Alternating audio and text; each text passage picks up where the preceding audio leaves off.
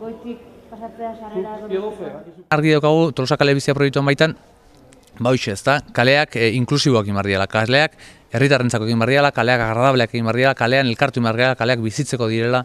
Argi daukagu Alde Zaharrak tratamendu berezi bat behar duela izan, Alde Zaharra Tolosako bihotza da, eta zentzu hortan goxo tratatu behar da, eta Alde Zaharren bizitzea erakargarri bilakatu behar dugu. Jakin badakigu Alde Zaharreko etxe bizitzen tipologia zein da, askotan ascensorerik ez daukatena, eta bestalde, mugikortasun ikuspegiatik bizikleten erabilera nola sustatu nahi dugun, hemen planteatzen duguna da, Alde Zaharreko bizitzailentzako bizikletak uzteko gordegailu bat, gordetzeko txoko bat izatea.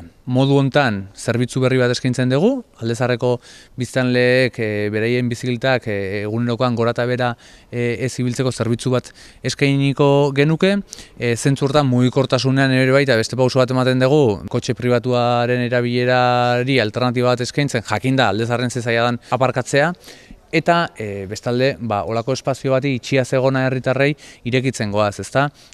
3 bilera egin ditugu auzotarrekin. Lehenengo bileran proiektu aurkeztu zaien, hau da, hemen izen emate bat eman beharko da, eta bizikleta gordagailuak izango du, baina izen abitzenekin.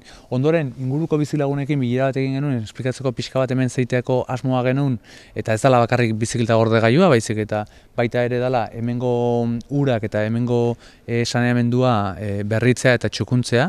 Urrengoa urtarrilean egingo dugu, urtarrilean esparru hau erabiltzeko araudi bat proposatuko diegu bizilagunei, eta gure asmo izango litzake erregeak pasata, obrekin hastea eta udaberriarekin batea amaitutzat eman eta herritarrei irekitzea. Oso argi genuen bizilagunekiko errespetua eta gero tokiari bizigarritasun baldintzak hobeagoak ematea, bai osasungarritasun aldetik eta apaintasun aldetik ere bai. Eta horretarako aukeratu diren materialak eta horrekin bat datozenak dira, material naturalak eta jasangarritasuna ere bermatu eta sustatuko dutenak.